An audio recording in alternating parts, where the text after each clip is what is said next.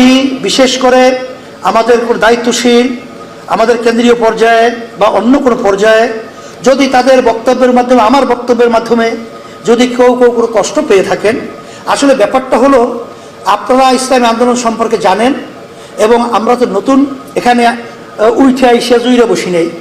এই কাজ করতে গেলে মাঠে ময়দানে কিছু ভুল হতেই পারে, কিছু বক্তব্যের ভিতরে বিতর্ক জন্ম হতেই পারে।